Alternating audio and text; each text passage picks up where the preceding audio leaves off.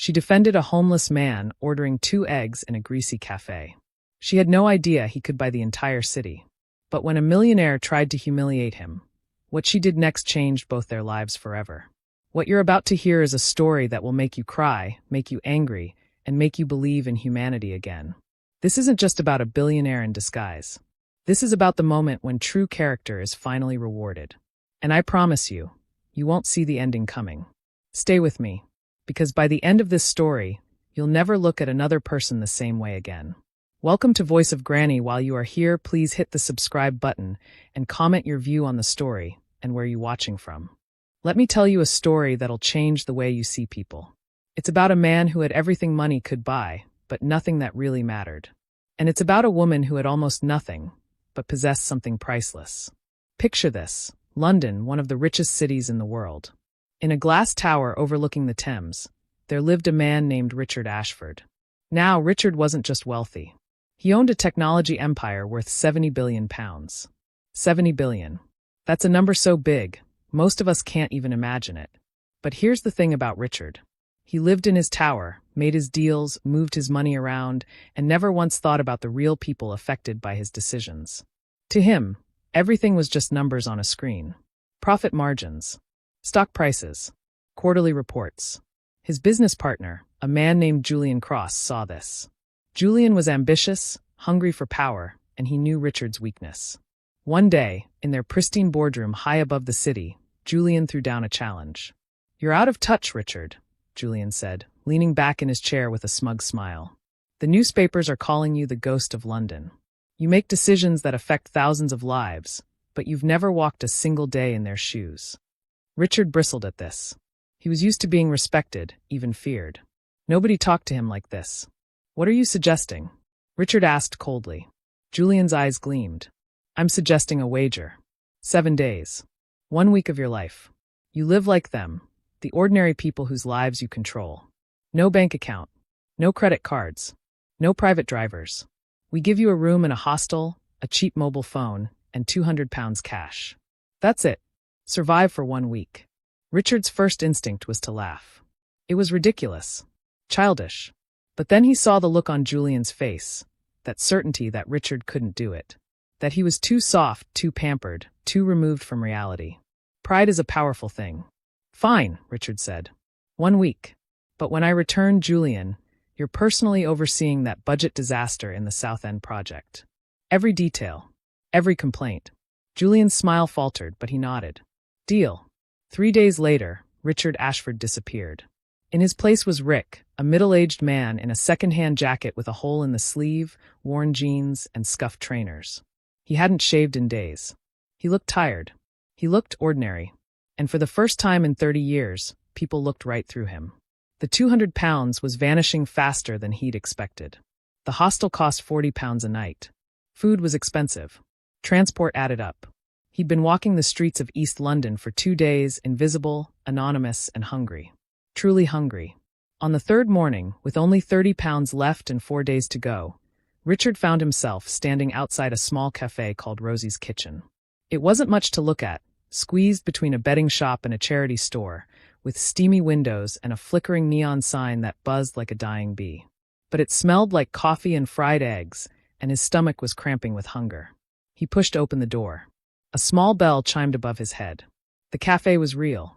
It was lived in. The floor was cracked linoleum, patched in places with duct tape. The tables were mismatched, some wooden, some formica, all bearing the scars of years of use. A long counter stretched along one wall, where a few tired-looking men hunched over their mugs. Richard slid into a booth near the window. The vinyl seat was torn, yellow foam poking through. He could hear the sizzle of a grill, the clink of dishes, and a radio playing old pop songs. A moment later, she appeared. Her name tag said Elena. She looked exhausted, dark circles under her eyes, her black hair pulled back in a tight ponytail. But her uniform was spotless, a pale blue dress with a white apron, and there was something in the way she carried herself. Dignity. That's the word. Despite everything, she had dignity. "Coffee?" she asked. Her voice was flat, professional, worn thin by too many shifts. "Please." "Black," Richard said quietly. She returned within seconds, placing a chipped mug in front of him and sliding a laminated menu across the table. She moved on to the next table without another word. Richard opened the menu and felt a jolt of something like shame. The prices were from another era. He searched for the cheapest thing that qualified as actual food. 2 eggs on toast. £3.50. When Elena returned, he pointed at the menu. Just the 2 eggs, please. And the coffee. He braced himself for judgment. For an eye roll. For contempt. He was taking up a whole booth for a £3.50 order. Elena simply wrote it down. Coming right up, she said in that same tired, professional tone. That was it. No judgment. No sneering. No pity. She'd treated him like a person. Like a customer who deserved basic respect, regardless of what he could afford. Richard wrapped his cold hands around the warm mug and felt something he hadn't felt in years. He felt seen. Not as Richard Ashford, billionaire. Not as a powerful CEO. But as a human being. And in that moment, sitting in a rundown cafe in East London, wearing a jacket with a hole in the elbow, Richard Ashford began to wake up. He didn't know it yet, but this woman, this tired waitress who'd shown him simple kindness, was about to teach him the most important lesson of his life. Richard came back the next day. And the day after that. It wasn't part of the challenge. He could have gone anywhere. But something drew him back to Rosie's kitchen. Maybe it was the cheap food that stretched his dwindling cash. Maybe it was the warmth. Or maybe it was Elena. He always sat in the same booth, always ordered the same thing, black coffee, sometimes with dry toast. He became part of the furniture. Rick, the quiet man in the corner.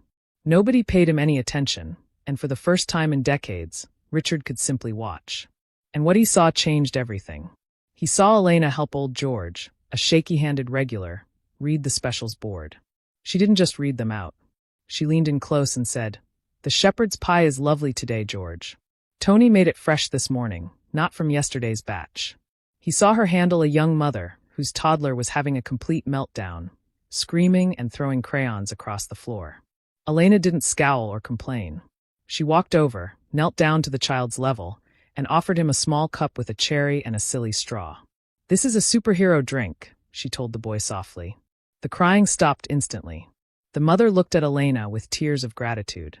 Richard watched her move through the cafe like flowing water, efficient, graceful, never wasted motion.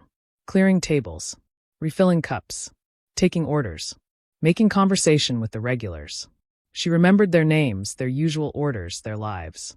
But it was during the quiet afternoon hours that Richard learned the most. The cafe would empty out after the lunch rush, and Elena would work on other things. Richard saw her behind the counter with a massive textbook open. He squinted to read the spine, Advanced Business Management. This wasn't a community college workbook. This was university-level material. One afternoon, he saw her on the payphone near the toilets. Her back was rigid, her voice low and tense. He could only hear fragments of the conversation. "Mum, please don't argue. You have to take the medication. I don't care what the doctor said about the cost. Because we'll figure it out. I'll figure it out. Yes, I'm eating. I'm fine. My shifts are fine. Tony's giving me extra hours on Saturday." She hung up the phone and pressed her forehead against the wall. Her eyes were closed. Richard watched her take one long, shaking breath, composing herself. Then she smoothed her apron, lifted her head, and walked back onto the floor with that same professional mask. "More coffee, George?" The pieces fell into place. The exhaustion. The textbook. The desperate need for extra shifts. She wasn't just a waitress. She was a caregiver, a student, a provider. All wrapped in one tired young woman who probably hadn't had a full night's sleep in months. That evening, Richard was at the counter paying for his coffee when the owner, Tony, was talking to Elena as her shift ended. She'd changed into jeans and a hoodie, a heavy backpack over her shoulder. "Hold on, Elena," Tony said, his voice heavy. "Got some bad news." Richard pretended to look for change, but he was listening. "The bank turned us down," Tony said quietly. "The final appeal. They're calling in the loan. We've got 30 days to pay £50,000, or they take the cafe." Elena's face went white. 50,000? "Tony, that's impossible." "How?" "It's this whole block," Tony said, gesturing helplessly. "Property taxes have tripled. There's this big developer, Ashford Technologies, buying up everything. They're squeezing us out. The bank knows the land is worth more than the cafe. They'd rather we default, so they can sell to the developers." Richard's blood turned to ice. Ashford Technologies. His company. His urban development project. Julian's pet project. The cafe wasn't just failing. His own company was the one destroying it. Tony, we can't let them do this, Elena said, her voice shaking. This place is your whole life. It's my job. It's Tony Jr.'s job. It's where George eats every day. I know, love, Tony said, his voice cracking. But I don't know what to do. I've got nothing left. Elena stared at the floor. When she looked up, her eyes were hard with determination. Then we fight. We do a fundraiser. A Save Rosie's Kitchen night. We call the newspapers. A fundraiser for 50,000? Tony said. Elena, we'd be lucky to raise 5. Then 5,000 is better than nothing, she said fiercely. We have to try. She practically ran out of the cafe, the bell jingling violently behind her. Richard stood frozen by the counter, his 2 pounds for coffee forgotten in his hand. He had spent 3 days in this cafe. 3 days watching Elena show kindness to strangers, work herself to exhaustion, study for a better future, care for her mother, and defend this little corner of the world. And his company, his own company, was the villain in her story. The experiment, the stupid wager with Julian, none of it mattered anymore. What mattered was that he'd finally seen what his decisions actually looked like on the ground. Not as numbers on a spreadsheet, but as real people with real lives. Richard left the cafe and walked 3 blocks in the cold rain. He turned a corner and saw a black Mercedes idling in the shadows. It had been following him the entire week, keeping him safe from a distance. He walked up and tapped on the window. His driver and bodyguard, James, stared in shock. Mr. Ashford? Richard opened the back door and climbed in. The smell of leather and expensive cologne was overwhelming after days in the hostel. Take me home, James, Richard said. And get Julian Cross on the phone. Now. The next morning, the sky over London was grey and heavy with rain. Inside Rosie's kitchen, the mood was even darker. There were no customers. Tony had locked the door. Inside, just 3 people sat in silence. Tony behind the counter, Elena at a table with her head in her hands, and Tony Jr. in the kitchen, not cooking, just sitting. They were waiting for the end. At exactly 11 o'clock, there was a sharp knock on the glass door. He's here, Tony whispered, his face pale. Elena stood up, her jaw set. Let him in. We'll face him with our heads up. Tony unlocked the door. The man who entered was everything Rosie's kitchen was not. He wore a suit that probably cost £3,000, carried a leather briefcase, and had the cold, polished look of someone who destroyed things for a living. Anthony Rossi? The man said, not offering his hand. That's me, Tony said. I'm Philip Hawthorne from Ashford Technologies' Urban Development Division. He placed a business card on the counter. I think you know why I'm here. Richard, watching from a shadowy corner booth, felt rage building in his chest. This was one of Julian's men. One of his employees. Doing this in his name. The bank loan, Tony said quietly. Correct, Hawthorne said, opening his briefcase. As of this morning, Ashford Technologies has purchased your debt. You now owe us directly, which simplifies things considerably. You bought our debt? Tony's voice shook. We did. Now you have 2 options. Hawthorne slid papers across the counter. Option 1.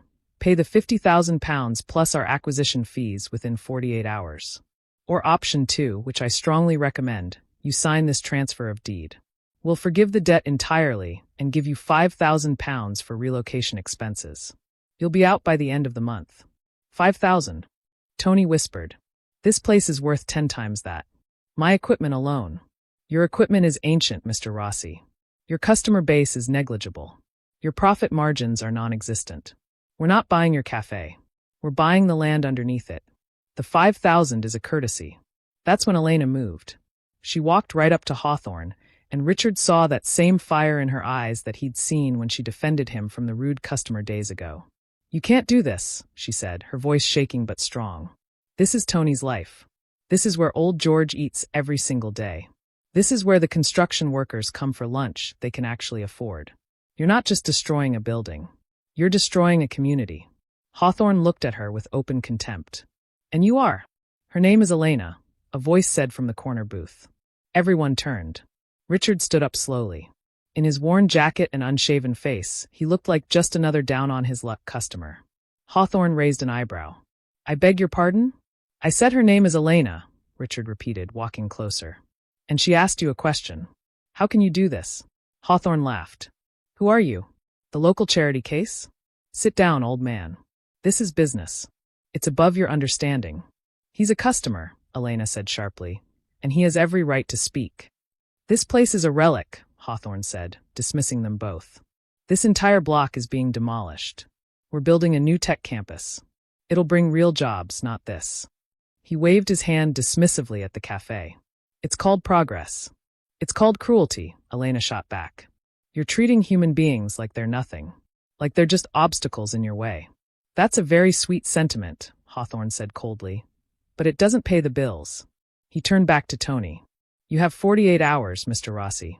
Sign the papers, take the 5,000, or we take it anyway and you get nothing. Choose wisely. Tony looked at the papers.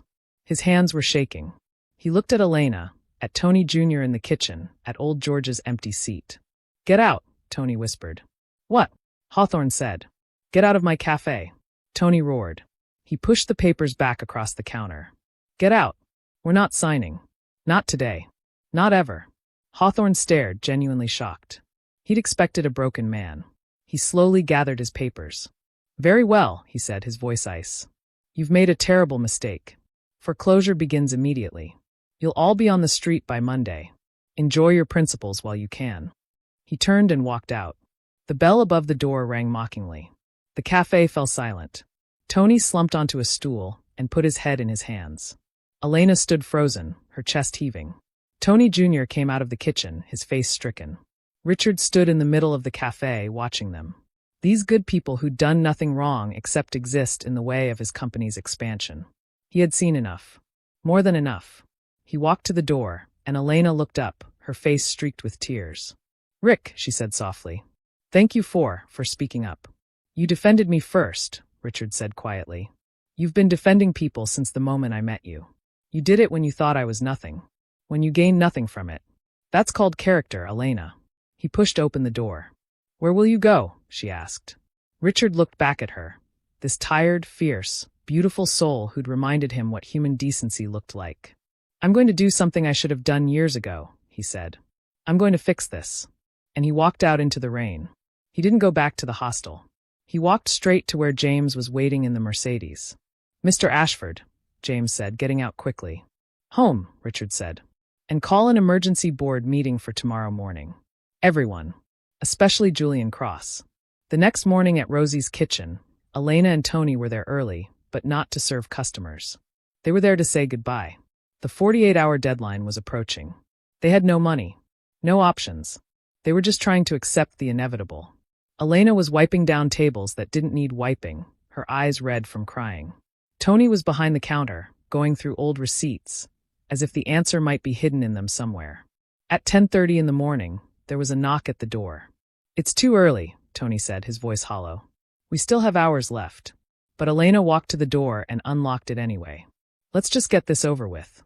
The door opened, but it wasn't Philip Hawthorne. It was a group of people. 4 of them. 3 men in dark, expensive suits, and 1 woman carrying a briefcase. And in front of them all stood a man who made Elena's breath catch in her throat. He was tall, imposing, dressed in a navy blue suit that looked like it cost more than her entire year's wages. His hair was perfectly styled, his jaw clean-shaven, and his eyes. Those eyes. She knew those eyes. Rick, she whispered. Good morning, Elena. Tony, the man said. His voice was the same, but different. Smoother. More powerful. It was the voice of someone used to commanding rooms full of powerful people. Tony stared, his mouth hanging open. Rick?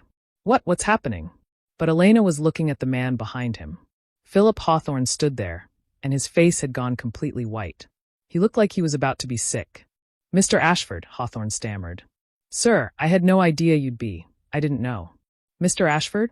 Elena repeated, the words not making sense in her mouth. The man who'd been Rick, who'd sat quietly in the corner booth ordering 2 eggs and black coffee, who'd looked like any other struggling soul in London, took a step forward. Elena, Tony, I need to apologize, he said. My name is Richard Ashford. I'm the founder and CEO of Ashford Technologies. And I am deeply, truly sorry for what my company has done to you. The room spun. Elena grabbed the back of a chair for support. You're Richard Ashford? The Richard Ashford? Yes, he said simply. You were testing us? Her voice rose with anger and betrayal. This was all some kind of sick game? No, Richard said firmly. I was testing myself. I'd been told I was out of touch, disconnected from the real world. So I came to see it for myself. I didn't expect to find this place. I didn't expect to find you. He looked at her, and his eyes were full of something Elena had never seen in a powerful man's face before. Genuine respect. Your kindness to a man you thought was homeless, he continued. Your defense of me against that rude customer. Your character when you had every reason to be bitter and cruel. Elena, you reminded me what real value looks like. And it's not in a bank account. He turned to Hawthorne, and his voice went cold. Mr. Hawthorne, you told Tony this cafe was a relic that needed to die. You dismissed Elena. You represented my company with the kind of cruelty I find absolutely unacceptable. Sir, I was just following Mr. Cross's directive. Julian Cross's directives are not my values, Richard said. You're fired, Philip. Security will escort you out. Your severance will be minimal. Now give your briefcase to Margaret. The woman stepped forward and took the briefcase from Hawthorne's shaking hands. Escort him out, Richard said to the two men in suits. They took Hawthorne by the arms and walked him out. He was mumbling, pleading, but Richard had already turned away from him. He walked to the counter where the foreclosure papers sat. He took a pen from his jacket and in one bold stroke, wrote void across the front page. He signed his name below it, R. Ashford. This is over, he said, sliding the paper to Tony. The debt is cancelled.